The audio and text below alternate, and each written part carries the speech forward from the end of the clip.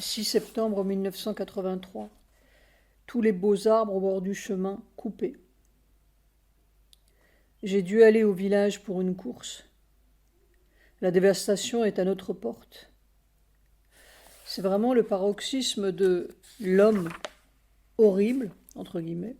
On se sent suffoqué et étranglé. Non, l'homo sapiens a depuis longtemps disparu. Reste l'homo horribilis. Et ils ne s'en rendent même pas compte. C'est un cri de révolte dans tout l'être. Oh Seigneur, il faut que ça change. Il faut que ça change. C'est urgent. Une maladie monstrueuse a saisi la terre des hommes. Et en même temps, il y a cette merveille inconcevable et inimaginable, cette splendeur. Après-midi, ô Seigneur, qu'en un point, au moins, ton rayon divin puisse traverser purement, dans la transparence impersonnelle, un pouvoir formidable. Le tuyau, comme disait Mère, c'est cela. Soit cette conscience matérielle est une merveille, son intensité, sa sincérité exclusive, sa concentration spontanée, son abandon, son adoration naturelle, son absoluité dans le but, son obstination divine. Quand elle a compris, il n'y a pas de plus pur outil du divin. Même quand le reste vacille et papillonne, elle est droite et totale dans son don. Rien ne peut la faire décrocher de ce qu'elle a saisi et senti et adoré. Le mystère, c'est le passage de cette conscience matérielle à la matière purement physique. En fait, cette conscience matérielle, corporelle, c'est ce qui fait tourner en rond indéfiniment le lézard dans sa ronde de lézard et le poisson rouge dans son aquarium, mais elle peut aussi tourner indéfiniment autour du soleil divin et ne vouloir que cela. C'est l'agent de la réalisation. Je dis conscience matérielle ou conscience corporelle, mais c'est peut-être cela que Mère Sri Aurobindo appelle le mental des cellules ou le body-mind. C'est ce qui garde chaque espèce dans sa ronde. Mais c'est formidable. On va changer de ronde. 7 septembre 1983. Depuis le 2 septembre, dès le soir même, c'est un dérangement constant dans la matière autour, comme un assaut microscopique de tous les côtés. C'est une occasion de vérifier l'unité de la matière. Dès qu'un point est touché, tous les points autour, à quelle distance, peut-être partout, sont touchés. Mais alors, ce qui, en temps ordinaire, se serait traduit par un grincement, un énervement, une sourde exaspération, cette fois se traduit tout autrement. Derrière tout cela, il y a une vibration solide, inébranlable, et une vibration non seulement solide, mais profonde, comme si le soubassement même de la vie n'était pas atteint, ou plus atteint, par les dérangements extérieurs, entre guillemets. Selon la méthode spirituelle, entre guillemets, le yogi impose sa volonté de calme, et cette volonté presse sur la matière, tandis qu'en dessous, tout reste à bouillonner. Mais là, maintenant, depuis le 2 septembre, il n'y a pas besoin d'imposer aucune volonté d'équanimité ou de calme. C'est le soubassement même qui est calme, imperturbé, comme si la base même de la vie avait changé. C'est une vibration solide au fond de tout ou derrière tout. Quelque chose dans le corps qui sait et vit. C'est toi. C'est toi. C'est toi. sans avoir à lutter contre ou à imposer quoi que ce soit, puisque c'est toi. C'est toi et puis c'est tout. Alors, où est le dérangement? Je m'exprime mal, mais j'ai l'impression que cette modification de base ou de vibration de base est d'une grande importance. Ce n'est pas le résultat d'une volonté ou d'un effort. C'est la base même qui est comme cela. La base matérielle. En fait, c'est le passage de la fausse matière grinçante, vulnérable, contaminée par tout, à la vraie matière, solide, divine, souriante. C'est la matière qui tourne autour du soleil divin au lieu de cette fausse matière qui barbote dans la boue subconsciente, hypnotisée par tous ces petits requins, alligators et larves diverses. Je crois bien que tout ce que Mère appelle le mental physique, ce sont les milliers de petites ou grosses voix adverses qui sointent constamment de cet étang subconscient. La vraie matière et la vraie conscience matérielle, corporelle, leur fait le pied de nez. C'est la vieille emprise qui est défaite. Alors on se rend compte à quel point ils ont ouvert le chemin.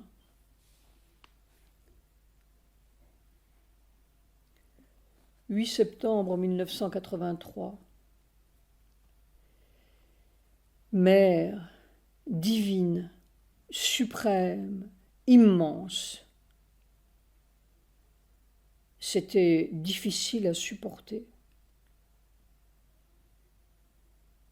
Je marche avec ma main dans la tienne, sans erreur, sans ombre, sans égo et sans peur, l'enfant de ta vérité nouvelle, l'enfant de ta vie nouvelle, l'enfant de ton évolution nouvelle. C'est le temps de la vérité divine, la fin de la séparation. Soir. J'ai l'impression d'être comme une électrode de mer dans ce bain de boue mondial. Il est tout à fait inutile de devenir un être doué de qualités divines visibles, léger, lumineux, etc. Il serait immédiatement recyclé dans toutes les TV du monde et deviendrait un dieu, entre guillemets, mondial. Une fois de plus, l'adoration du suprême serait détournée et dévoyée. Il faut d'abord que le mensonge humain soit brisé, cassé, et que la vérité suprême inonde les hommes, ou ceux qui pourront la supporter et voudront bien. Après ce nettoyage radical, les êtres divins, la race nouvelle pourra tout naturellement se développer, et ce ne sera pas difficile du tout. Ce sera une conséquence naturelle. Ce qui est difficile, c'est cette purification radicale du mensonge humain. Il faut être une électrode pure, laissant passer purement le courant suprême. Logiquement, ce courant devrait rendre de plus en plus malade la maladie de la Terre. Les faux humains en mourront carrément. Ce sera la maladie des sous-hommes. 9 septembre 1983. Depuis hier, le corps a la sensation de mer, immense, plus haute que la statue de la liberté, debout, couvrant tout ce lieu. Et alors un pouvoir formidable qui se répand dans la matière terrestre. Il n'y a pas l'ombre d'une peur dans le corps. Il est dans mer comme on est dans sa mère. Et puis voilà.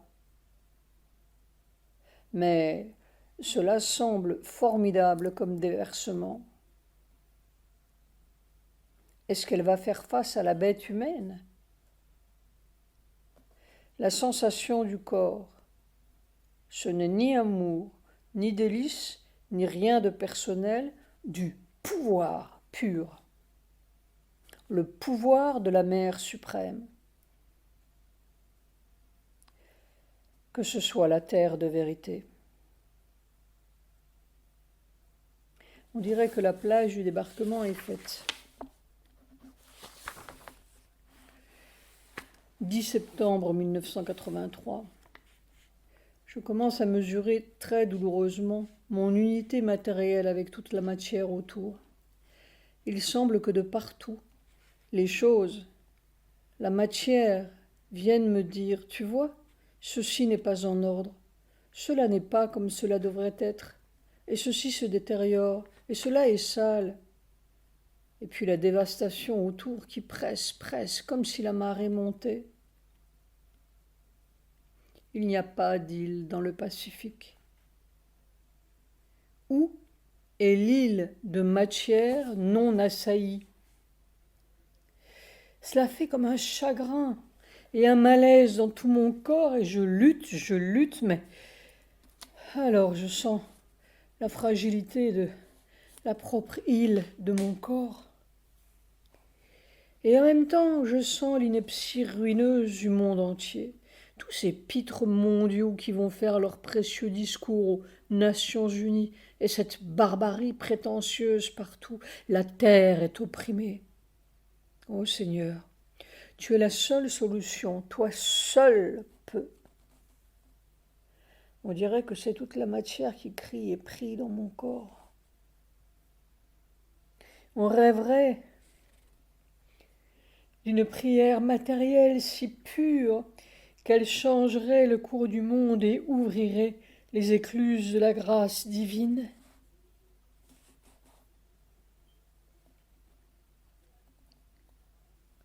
Un exemple tout à fait idiot et ridicule, après le déjeuner, j'avais la sensation corporelle, physique, d'être poussiéreux. Je ne voyais pas de poussière. Puis je me suis aperçu que mes vêtements avaient ramassé de la poussière. Ou plutôt, j'ai secoué mes vêtements et je me suis aperçu qu'ils étaient poussiéreux. Donc, idiotement, le corps, sans voir, sent la poussière comme une partie désagréable de lui-même. Eh bien, il y a beaucoup de parties de lui-même qu'il sent d'une façon de plus en plus pénible et qui ne sont pas simplement de la poussière. On ne peut pas encore secouer la barbarie du monde comme un vêtement poussiéreux. 11 septembre 1983. Il n'y a pas d'expérience plus merveilleuse, plus délicieuse sur la terre que ce soleil nouveau. C'est unique, c'est nouveau. C'est la fin de la mort, la fin des maladies, la fin de tous les spectres, la fin du mensonge, la fin des prétentions et du trucage mental. C'est le vrai en majuscule, simple, merveilleux, délicieux. C'est vraiment un règne nouveau. Alors tout d'un coup on comprend l'immense sens de la terre, puisque c'est cette conscience matérielle, corporelle, cellulaire, qui a l'extraordinaire grâce ou l'extraordinaire et unique privilège de goûter et de connaître cet amour, cette adoration, ce délice. Rien dans les autres mondes, aucune autre partie de l'être, ni le mental, ni le vital, ni les dieux, n'ont cette suprême extase du soleil divin dans la matière. C'est là seulement que ça existe dans sa pureté. C'est la toute petite cellule qui a l'immense grâce de reconnaître et de percevoir et de goûter la suprême extase du suprême. C'est pour cela que la terre existe. C'est pour cela que la matière existe. Les autres mondes peuvent se vautrer ou se balader dans la beauté, la connaissance, entre guillemets, les drames colorés, les patati patata, mais pas dans ça.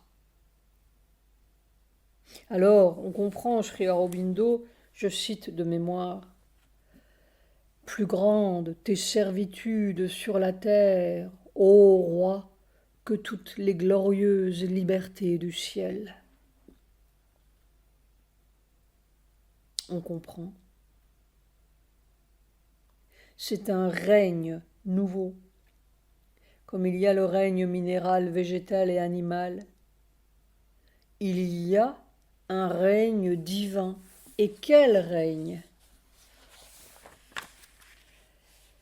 Et on comprend aussi que, inéluctablement, ça modifiera la matière actuelle pour la rendre plus simple ou plus expressive de cette splendeur. Mais c'est accessoire. La seule chose capitale et délicieuse est de se laisser posséder et imprégner, totalement imprégné par ça. Comme une pêche est imprégnée par son propre jus. Tous ces changements extérieurs et mirifiques qui pourraient paraître aux hommes comme la suprême preuve ou le suprême accomplissement sont un accessoire, presque au sens théâtral. La pure merveille, c'est de goûter ça. L'existence terrestre est une suprême occasion. C'est le lieu du plus merveilleux de tous les saluts. Un corps de délices, pas un corps crucifié, oui, comme dirait Mère. Je comprends maintenant parfaitement et expérimentalement ce que veut dire la vraie matière. C'est la même matière dépouillée de ses mensonges et de sa magie noire. Le chemin est clair. Il faut aller plus vite que la mort pour imprégner toutes ces cellules du soleil nouveau et dissoudre toute trace du vieux mensonge. L'expérience est convaincante. Ô Seigneur, je te rends grâce de m'avoir fait si matérialiste. Sinon je serais parti en flèche dans les faux paradis du mental libéré, entre guillemets, pour revenir encore et encore à prendre la même leçon de la terre. PS. On peut dire que la fausse matière, entre guillemets, ce n'est pas le règne humain, ni même, ni surtout, le règne animal. C'est le règne de l'horreur, avec un grand H. La difficulté, c'est d'avoir un corps humain suffisamment sain et souple, réceptif, durable, pour faire la transmission entre le règne horrible et le règne divin, ou y passer complètement sur l'autre rive. Après, c'est l'autre rive elle-même qui se chargera de façonner son homme. Une fois que l'un aura passé, deux avec ma douce, les autres suivront comme les petits phoques dans le détroit de Bering. Ce serait une jolie histoire. Sri Aurobindo et Mère seraient dans le cœur de tous les petits phoques. Après-midi. Cet après-midi, j'ai subi un nouveau genre d'opération auquel je ne comprends rien. Je peux seulement essayer de décrire la sensation sans en comprendre le sens, ni même si c'est exact. J'étais en train de goûter ce merveilleux délice dans toutes les cellules du corps, ce nectar doré, quand, plus ou moins brusquement, mais très impérativement et irrésistiblement, j'ai senti que j'étais tiré en arrière de mon corps, ni en haut, ni en bas, ni en dehors, point d'interrogation entre parenthèses, mais en arrière, comme si une poigne un peu formidable tirait la substance ou la conscience corporelle en arrière, comme on tire un gâteau d'un moule ou comme on tire un objet embouti dans un autre. un peu comme si on me tirait de ma propre image ou on me tirait du moule Satprem. Mais alors il semblait que j'étais collée à ce moule par des milliers et des milliers de fibres, et c'est comme si on tirait et tirait tout ce paquet de fibres, comme du chewing-gum, pour le décoller de ce moule. C'était assez formidable et impérieux, et ça tirait en arrière, par le cou, les épaules, le dos, comme pour m'extirper de, entre guillemets, moi-même. Point d'interrogation, entre parenthèses, par le dos. Il n'y avait pas l'ombre d'une crainte dans le corps, bien que l'on ne savait pas très bien de quel côté on allait décoller et si ce paquet de fibres n'allait pas soudain péter comme un caoutchouc. Le corps, les cellules, toutes ces fibres savaient que c'était Mère Sri Aurobindo qui faisait une petite opération, pas très compréhensible. Mais comme cela durait depuis plus d'une heure, cette tirée en arrière, le corps a commencé à se fatiguer, un peu comme s'il aurait souhaité s'évanouir et laisser faire le reste sans s'en occuper. J'ai donc arrêté l'expérience, ou elle s'est arrêtée d'elle-même sans savoir où elle conduisait. C'était vraiment une étrange sensation, décoller du moule, mais pas encore complètement. Et ça collait à ce diable de moule. Je ne saurais même pas décrire très exactement ce qui se passait vraiment. Tout cela est une notation approximative. On verra si l'expérience se développe et aboutit quelque part. On comprend bien que ce n'est pas un changement de nature psychologique, mais un changement de nature physique. Soir, je suis complètement épuisé, pas loin de l'évanouissement. Pas 2 grammes d'énergie vitale dans le corps. Peut-être cet après-midi voulait-on m'arracher toutes les vieilles énergies vitales, ces milliers de fibres qui collent.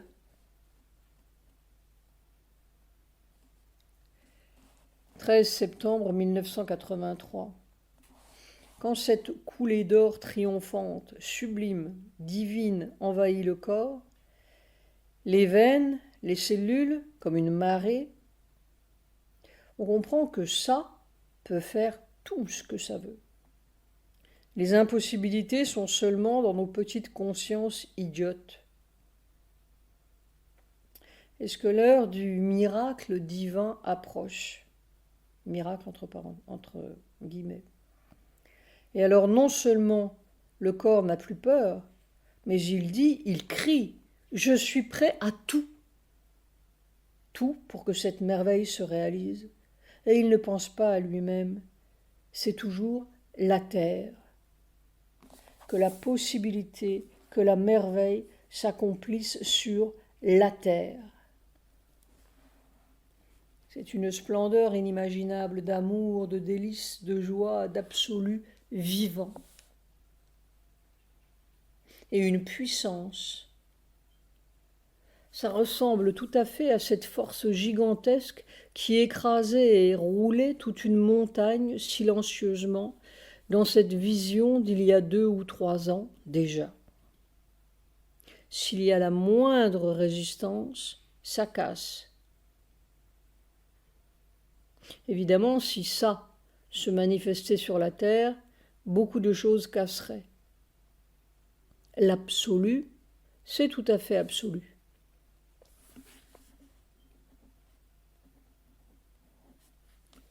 On ne peut pas s'empêcher de penser que si pareille chose se manifeste dans un corps terrestre, cela ne peut pas ne pas avoir de conséquences dans le reste du corps terrestre.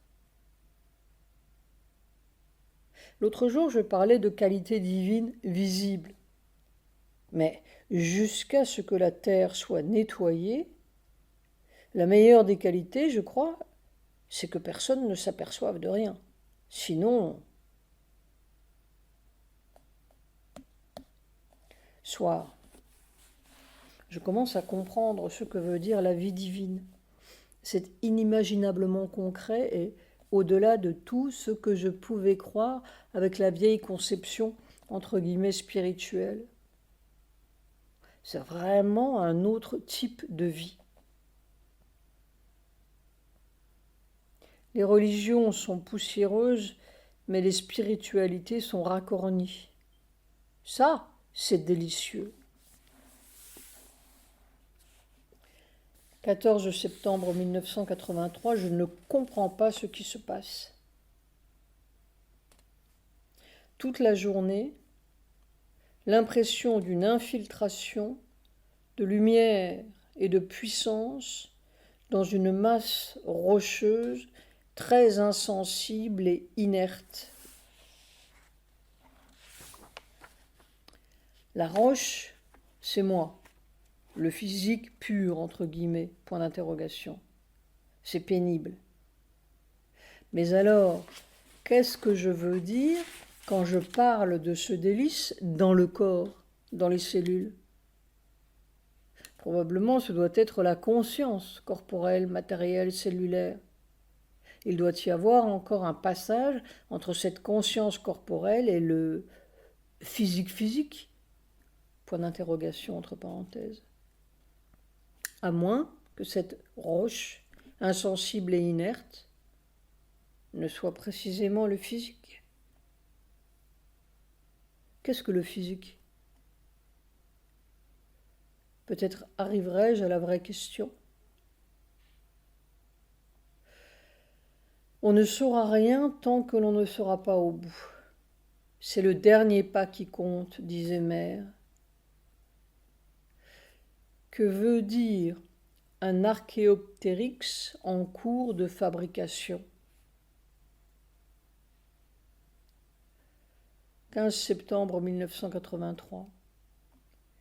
On ne comprend pas très bien les tribulations, les triturations qu'on subit. Le seul pôle nord, c'est Mère et Sri Aurobindo. La nuit dernière, j'ai vu quelque chose concernant la Chine, le Pakistan et, point d'interrogation entre parenthèses, Bangkok, point d'interrogation entre parenthèses.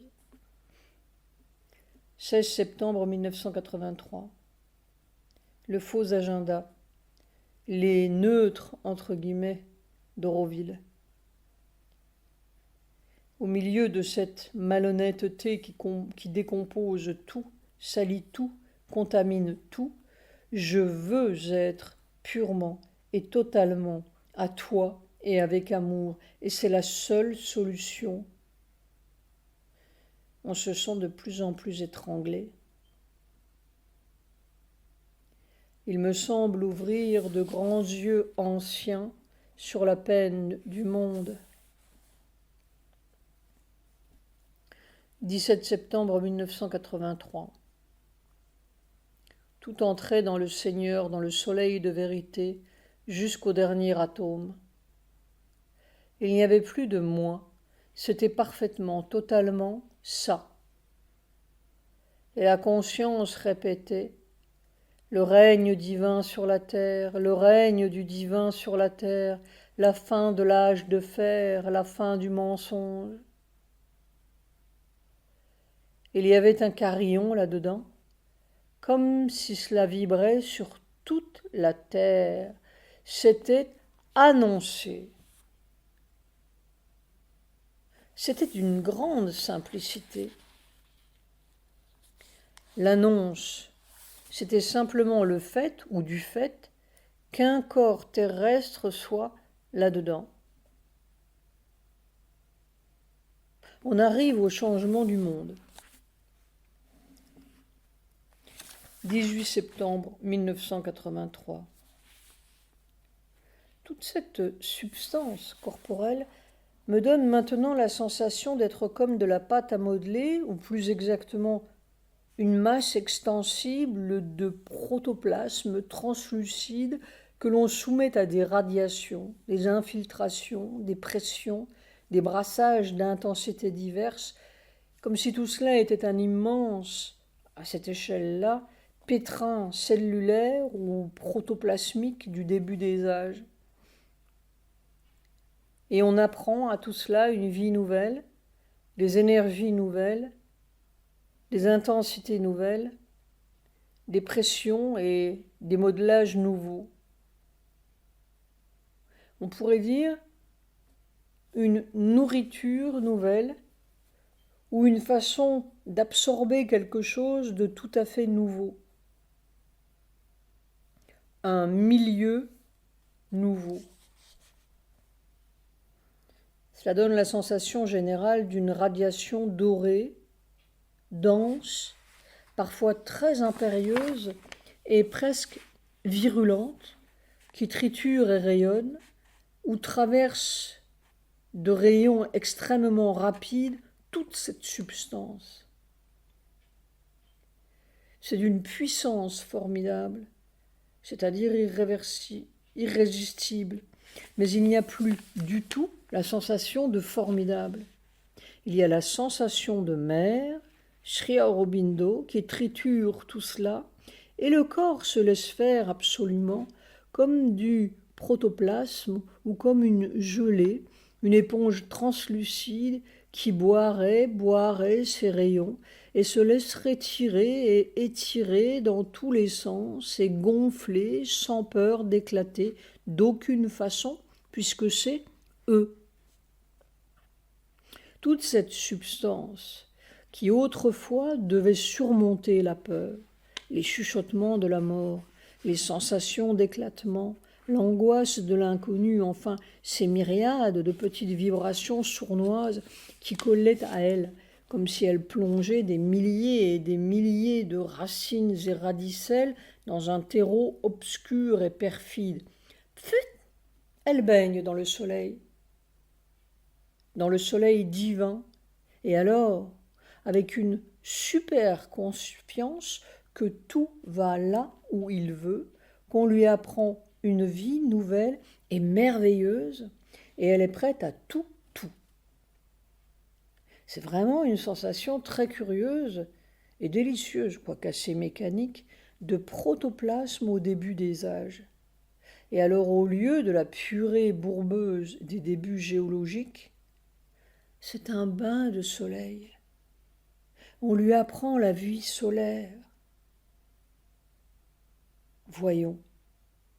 Mais il y a vraiment quelque chose de changé, radicalement changé, dans les réactions subconscientes et la conscience cellulaire. On dirait vraiment que l'emprise millénaire est partie. On n'ose pas y croire. C'est le passage dans le physique pur qui reste un mystère.